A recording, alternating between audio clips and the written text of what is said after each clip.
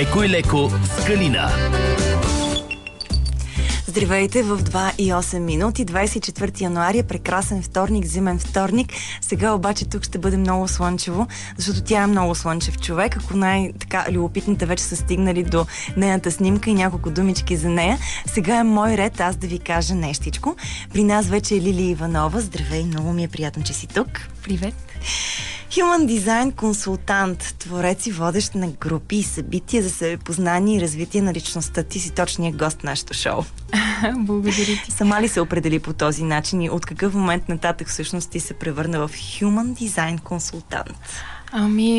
Не точно сама. По-скоро от хората, които ме познават и нещата, които обичам, споделиха, че това определено е нещо, с което мога да допринеса.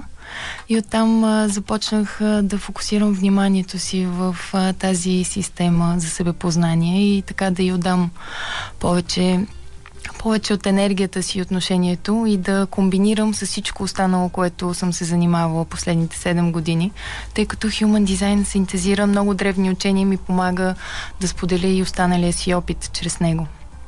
Добре, какво е Human Design? Вече се е понатрупало някаква информация в така времето и пространството, някакви неща хората знаят, но по мое лично усещане, да речем, не се знае толкова много, колкото ако кажеш астрология. Да. Значи, по принцип, Human Design е най-новата наука за себепознание и тя синтезира точно и астрология, и кабала, метафизика, и дзин, и енергийните центрове, чакрите. И благодарение на това астролозите и казват, че е нещо като супичка. Да, можем най-вече практически да използваме тази система, за да видим колко тя наистина работи и как да ни е полезна в ежедневието. Всъщност това е дизайн на какво? Дизайн на човека, дизайн на картата на живота на човека. Това означава ли, че има нещо някъде написано и аз съм това, но просто не съм разбрала, че съм това? Нещо някъде е написано, звучи смешно, нали? Да, аз обичам така метафорично да ги споделям нещата. Представи си, че ти си един лъч светлина, който минава през Вселената, през най-различни планетки и всяка планета я дарява с потенциал, с качество, което е необходимо тук да бъде интегрирано на Земята.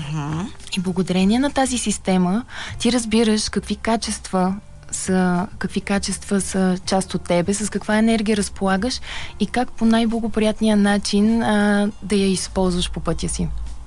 Това е много интересно. Това ми звучи като да имам една кошничка с определен набор от качества, средства, възможности, способности, но аз не знам какво точно има в тази кошничка. Да. И всъщност Human Design ще ми помогне да разбера с какво разполагам в този живот и ми е по-лесно и по-леко да си извървя пъти, отколкото да се натискам неистово от другата кошничка да взема нещо и да направя нещо друго, за което аз може и да нямам способност.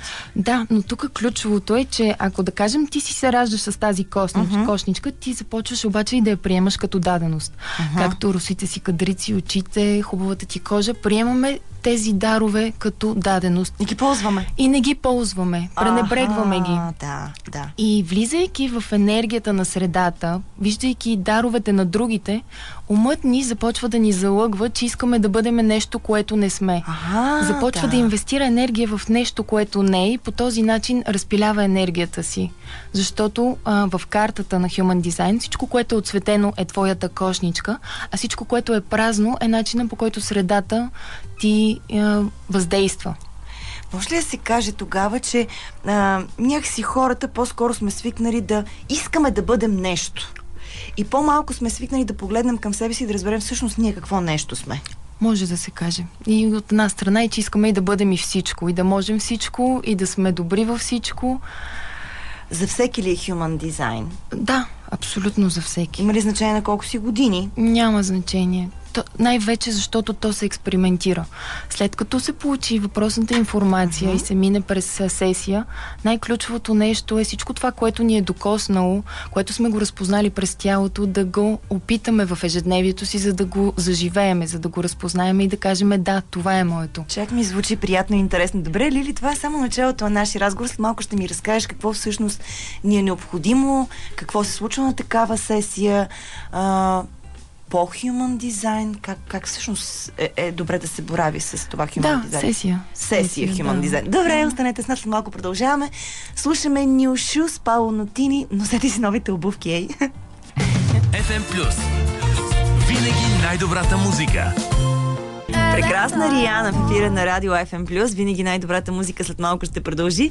Продължаваме нашата ефирна среща с Лили, human дизайнер. Всъщност ти не си human дизайнер, а си консултант по human дизайнери. Да, защото няма ти да ми направиш картата. Но всъщност как ти, Лили, на всеки един човек, който пожелае да види тази картина за себе си, му помагаш? Какво ти е необходимо? Какво се случва? Ами, както всеки астролог, всеки водещ си има свой метод, така и аз комбинирам human дизайна заедно с колелото на живота. За целта е необходимо да има дата и час на раждане, поне ориентировачен час и града, за да може да си изготви едната карта, а самото колело ни дава възможността чрез картата да минем през всичките сфери на живота, за да видим как тази информация ще ни бъде полезна тук и сега в нещата, с които се справяме. Добре, идва човека при тебе. Всъщност той веднага ли идва или той просто ти подава данните, ти имаш някаква работа да свършиш и може би след това се виждате? Точно така, да. Първо ми пише, оговаряме се, подаваме информацията, аз му споделям писмен файл, за да може той да си прочете нещата. Когато се видим, да има една дискусия. Вече да има една сме практика, точно така, да. За да се получи по-интерактивно. Да не е просто една ментална информация, която аз да му споделя, да му влезне през едното ухо, да и му излезне през другото, а да можем да експериментираме с това, което е получил като информация и с темите, които в момента са му важни в живота. Как горе-долу протича един такъв разговор? И човек е прочел нещо, което е до известна степен твое тълкуване на картата. Така ли е? Тя картата сигурно... То е някаква математика ли е това? Винаги ли едно и също излиза? Не. Значи има изключително много детайли. Аз му поднасям само основата. Да добия някаква представа в какво се потапяме, с какво взаимодействаме и как то работи. И когато се видим, вече свързваме тези неща и влизаме в дълбочина на база на това, от което той има нужда, защото тази информация, тя е необятна. Отговори на какви въпроси може да открие човек? Във връзка с здравето. Как е най-добре да спи, как да използва енергията си, как да се храни. Също така със съня е много важно. Голяма част от типовете е необходимо поне 2-3 пъти седмично да спят отделно от партньорите си, за да могат да се освободят. Сега тук с вас трябва да го разконспирираме какво е такова. На мен наистина такова нещо ми излезе през Human Design, че всъщност за мен е добре да заспивам сама, да спа сама в леглото си, някакси да не бъда обезпокоявана от чужда аура, нали, да запазя последната енергия за себе си, да се събера в сърцето си, да се концентрирам. Всичко това противоречи изцяло на моята идея, че аз трябва да имам партньор до себе си, да спим в едно легло, прегърнати, гушнати комо цяла вечер, нали, да не мърдаме. Лили, какво става сега тук? Аз искам едно, а как се показва друго? То не е и само от картата. Представи си как ти постоянно си в полето на твоя партньор. Има постоянен обмен на енергия, която не е изцяло твоя. Така. По този начин твоето същество, твоята природа не може да си почине, не може да се освободи от чуждата енергия. Въпреки че аз си мисля, че се чувствам защитена, че си почивам, че ми е спокойно. И всичките теми на партньора се прехвърлят и на тебе. Не. И по този начин докато спиме, ние вместо да си починем от цялата тази енергия, която ни хвърля наляво-надясно, ние отново подскачаме, мърмориме и това всъщност би могло да даде отговор на много хора на въпроса защо сутрин се събуждам уморен. И това е вариант, да. Всъщност, добре, това е едно от нещата. Да речем здравето. Какво друго Human Design може да ни... Най-безценно за мен е във връзка с взаимоотношенията. Ние постоянно сме в взаимоотношения с някой. Но ключовото тук е, че ние не взаимодействаме само с хората, ние взаимодействаме с животните, с растенията, с всичко това, което ни заобикаля. Ключовото тук е, че ние никога не сме сами. Постоянно има някаква енергия, която ни взаимодейства. Постоянно има едни планети, които пускат транзити и те ни влияят. И ти дори да си сама в стаята и изведнъж някаква енергия усещаш, било то потискане или жизненост, това е от средата. Това е от начина, по който средата влияе на нас. Ако аз познавам как да общувам с тази среда, т.е. имам знанието на Human Design. Да, когато имаш знанието на Human Design, когато изследваш всеки ден какъв е енергийният поток, който ни обуславя, ти ще имаш една спокойствие и яснота, че това е нещо нормално, че в момента минаваш през този период, след малко той отминава, минаваш през другия и всичко това сме тук просто да го наблюдаваме и да го пускаме как да преминава през нас, просто да го наблюдаваме и да го усещаме. Прекрасно. След малко продължава нашия разговор. Останете с нас, слушаме Майкъл Джексън и отново с Лили сме тук. Прекрасен Майкъл Джексън и Джастин Тимбърлейк днес в Еко и Леко, заедно с Лили Иванова, Human Design консултант. Ви разказваме, потапаме се още повече в същността на Human Design, така че да можем да стигнем до своята същност.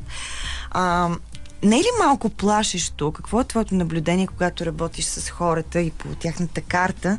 Не е ли малко плашещо все пак да научиш някакви неща за себе си, които после ще се наложи да асимилираш, да интегрираш, да приемеш, да се съгласиш, да се предадеш, не знам какво. Още. Не, няма нищо плашещо. Най-малкото ние просто избираме на кое да обърнем внимание в момента. Да. Не всичко влиза в тях. То затова и сесиите се записват, за да могат след време отново да ги чуят, отново да достигнат до някакви неща, от които имат нужда или нещо, което е озряло в тях, така да им напомни. Защото истината е, че всичко, което говори Human Design и всяка наука... Затвори твоя микрофон, много съм добра. Нищо, не се притеснявай. Всичко, което споделя, ние вътрешно си го знаем. Просто сме го забравили. И по този начин успяваме да си го припомним и през ситуациите в живота, но най-вече през тялото. И все пак човек тръгва да си задава някакви въпроси, които когато има някакъв много фокусиран проблем за решаване, нещо наболяло. С какви въпроси идват при теб хората? Ето основно са взаимоотношенията. Основно хората имат... Показват, не може да намеря партньор ли или как да се справя с този партньор? Има разминаване. Едни търсят любов, други се чудят, други са зависими от любовта, трети не могат просто да погледнат към себе си. В взаимоотношенията има толкова много теми, каквото и да им дадеш като ключе, им е много добре дошло. Или възможно ли е да разбереш, че ти търсиш тип партньор, който всъщност въобще не пасва на твоята същност? Не. Аз вярвам, че всеки човек, който срещнем в живота... Се изплаших. Винаги носи нещо, някакво послание за нас самите. Провокира някакви качества, които да излезнат. И най-вече ни помага да намерим себе си. Има ли някакъв такъв тип всъщност сеанс, който се прави анализиране на картата на единия, на другия? Да, даже сега утре имам такава сесия. Цяло семейство ще дойде при мене. Че хубаво! Да, индивидуално ще се разгледат картите и ще се направи една обща, в която всеки да види как взаимодейства с другия, каква е енергия, какво поле на енергия се получава. Тоест могат да се намерят общите пунктове, така, които да ни дават на нас така позитивното в нашето общуване. Да, това е ключовото, когато се разглеждат две карти, когато има някакви теми за разрешаване, да се намерят тези ключета, с които ние да си помогнем да взаимодействаме по-благоприятно с човека до себе си. Какво ако се наложи, стигнеш до идеята, че трябва нещо в себе си да промениш, а пък ти не искаш? Защото, знаеш защо ти го казвам това? Защото егото е много силно нещо във всеки един от нас. Колкото да си мислим, че сме го осъзнали, има един момент, в който преди да си кажеш добре, така е. Си кажеш, няма пък, защо да е така? Аз съм заслужил друго и такова и се измъчих до сега. И за мен ключово не е толкова да променяме себе си, колкото да се надграждаме, да опитваме нови неща, точно едни креативни инструменти. Тоест би могло да се отварят някакви нови вратички, в които не ти да се зарязваш, да се отказваш да бъдеш себе си, а да пробваш някакви нови варианти. Точно. Много интересно. Добре, по отношение на работата, как може да ни бъде полезен Human Design? Точно това, че основното, което ни заобикаля, са генераторите, които имат изключителен поток на енергия. И това е 70% от населението. Когато знаеш, че тази енергия е навсякъде около тебе, ти ще знаеш и как да я използваш. Ако да кажем, аз нямам този потенциал, е много важно за мен да бъда сред хора, за да имам тази жизнена енергия и да мога да си свърша работата. Ключово е точно какъв потенциал като енергийни центрове имаш, за да знаеш в кое си добър и кое зависи от средата. Ясно. Значи, аз ти предлагам след малко да продължим с това всъщност какви типове има. Добре, чудесно. И малко ще дадем характеристиката, кой тип горе-долу какъв е. Започна да става много интересно. Добре. FM Plus. Винаги най-добрата музика. Този Бруно Марс, този Human Design. В какви въпроси ни вкара? Днес ви разказваме заедно с Лили за това какви още начини има да разберем своята същност, така че да живеем живота си по-еко и леко. Казвам си го по свой начин, но наистина си мисля, че е много хубаво човек да живее на чисто. Да му е ясно, да му е хармонично, да му е балансирано. Ако много му се играе на война, винаги може да влезе и да излезе, но да знае, че това не е задължително и не е целият ти живот на безкрайни битки. Всъщност, забелязва ли си, че хората преди да опознаят себе си, водят някакви безкрайни битки точно със себе си? Да. И ти сигурно. Да, разбира се. Добре, сега в Human Design има няколко типа всъщност, които какви са и как се определят? Да, имаме 4 типа енергия в Human Design. Като ключовото е, че всички от нас притежаваме и 4 типа в себе си, просто единия преобладава. Това е много ключово, когато се разглежда картата, да се наблегне на това, кой тип, колко се проявява, за да може човека да не си казва, това аз не съм, аз не правя тези неща, а да види, че той използва всички типове и да знае със всяко качество как да минава през живота. Едни типове са тук да инициират, да пробиват, да случват нещата. Кои са тези? Това са манифесторите. Така. Те са 8% от населението и Дънов е бил от тях.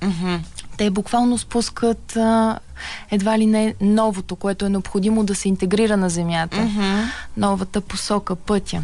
Имат просто много голяма сила, с която да пробият, да инициират.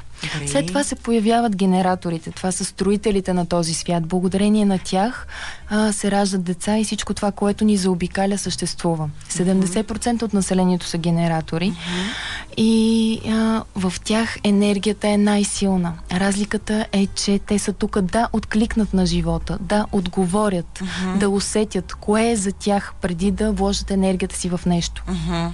И тук се получава и разминаването, защото предвид този потенциал, който притежават генераторите, те със ставането започват да разпиляват енергията си в различни посоки, като се самоинициират, вместо да изчакат, да откликнат на живота, да го усетат в тялото си, кое наистина е за тях и чак тогава да насочат потенциала си.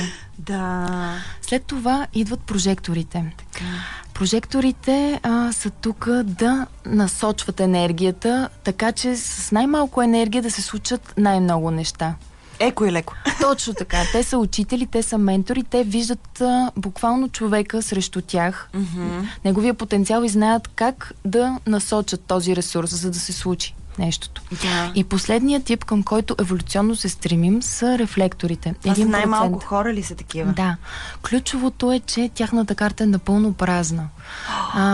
Те са тук, за да усещат живота, да се удивляват от това, което се е сътворило. Вече нямаме нужда толкова от деца, нямаме нужда толкова от строене. Вече светът е пълен. Нужно е само да го изживеем, да го усещаме, да го наблюдаваме. Това ми звучи като нирвана, бе. И затова, колкото по-празни сме по центрове, толкова повече ще разпознаваме енергията, която ни заобикаля. Няма да имаме толкова нужда да действаме, да правиме, да случваме, да инициираме, да материализираме, да раждаме. Тук сме да изживееме вече това, което се е сътворило. Всъщност това по някакъв начин е свързано и действително с, сега дали ще ги наричаме кармични или не, но уроците или по-скоро нещата, на които човек е добре да се научи от гледна точка на това да се балансира. Тоест, ако си много нетърпелив, трябва да се научиш да изчакваш. Но тогава естествено ти се е паднало да стоиш и да чакаш. Да, ние преди да се родим си избираме кои теми да изследваме в живота и по този начин дизайна ни се сформира. Лили, след малко продължаваме. Сигурна съм, че има и комбинирани типове, защото е възможно да не доминира само едното. Добре, смеичко. Yes to love you. Да, всъщност винаги говорим за любов и днес говорим за любов. Въпреки, че темата е Human Design, точно въпреки те вървят ръка за ръка, сигурно ли любовта и Human Design, защото това не е ли свързано с това да обикнеш себе си, своята същност и през това да обичаш другите? Да, свързано е с това все повече да се стремиш да изживяваш своята природа и нещата, които си разпознал в живота. А обиквайки другите, ти обикваш и себе си. Добре, и обратното. Като знам какъв е доминиращия тип енергия в мен, така ли всъщност правилно се изразявам, с какво това ми помага? Какво като разбера, че аз бъкам от енергия, на всяко нещо казвам да и всъщност е много тежко да си генератор. Честно да ти кажа, това, че твоя тип е манифестираш генератор, не означава, че ти наистина това е енергията, през която е необходимо да действаш. Ако твоите портали са повече прожекторски, те са тук да учат. Те са тук да споделят нещата. Те са тук да учат другите, да бъдат признавани и поканени, не толкова да бъхтят. Да. Ето това е ключовото, затова е хубаво цялата карта да се погледне и да се извади есенцията, защото ти може да си един тип, който се води, че трябва да бъхти, а в случая начина, по който бъхтиш в кавички, да е свързан чрез споделяне, чрез знания, чрез това да си на компютъра и да получаваш още и още информация. Ние пак може да постигнем онези неща, които искаме, само че да сменим начина, по който се стремим към тях и ги реализираме. Така, да. А какви всъщност комбинирани типове може да има, освен основните? Значи, то си е манифестор, манифестираш генератор, чист генератор, прожектор и рефлектор. Това са типовете. Всъщност единственият, който може да се комбинира, това е манифестиращ генератор. Как пък точно него си избрах? Както споделих в началото, ние всички притежаваме тези типове. Да. По един или друг начин, чрез порталите, нашите дарби, темите, които сме избрали да изследваме в този си живот. Има ли все пак такива типове, които помежду си направо не могат да общуват? И такива, които са много подходящи? Води се, че манифестора и манифестиращия генератор има сблъсък кой да е лидера, кой да води. И затова тук се появява прожектора, който да балансира между тях енергията, който да я насочи в най-благоприятната посока и с лекота да се случат нещата.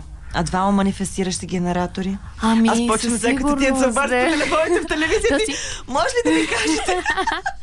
То си зависи от всичко, което имат те в картата и начина, по който се допълват заедно. Просто ми стана интересно, ако в едно семейство имаме дете и родител от някакви типове, които някакси се бият.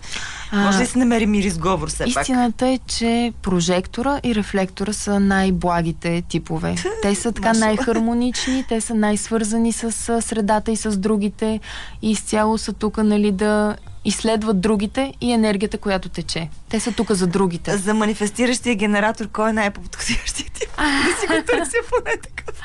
Води се, че сходните типове се разбират най-добре заради това, че са с сходни теми по начин, по който взаимодействат. Току-що качих във Фейсбук профила на шоуто на Калина линка към сайта на Лили, където ще откриете цялото богатство и гама от дейности въобще, с които тя се занимава. Това е един човек, който непрекъснато инициира да посрещаме изгревите някъде на високо и прекрасно място. Всъщност само на Витоша ли това се случва? Я кажи малко не, из цяла България, но искам да споделя, че сега на 1 февруари стават 3 години, откакто всяка неделя посрещаме на Алеко изгрева. Това пък откъде ти изкочи? Ти какъв тип си? Манифестор. Това е моята манифестация. Да сме повече сред природата, ако може по-рано, за да се наслаждаваме на деня по-дълго време. Много, много ти благодаря за това гостуване. Към финала нашия разговор, че остават 9 минутки до 3 часа, но някакси веднага ти отправям покана за следващо гостуване. Можем да си говорим не само за Human Design, за много други неща, с които ти си свързана, открила си като своя същност и можем да манифестираме, защото аз като един манифестиращ генератор няма как да не го направя това. Вие останете с Радио FM+, продължаваме с още от винаги най-добрата музика. Usher ще чуем, Джон Нюман с Love Me Again и това е моето чао за вас днес. Ще бъдем отново заедно утре. Разбира се, следва часът на идеите, малко по-късно и Musicology. Знам, че ще бъде много хубав деня ви и от тук нататък. Чао, чао, чао на всички. Слушай FM Plus и през мобилния си телефон. FM Plus. Винаги най-добрата музика.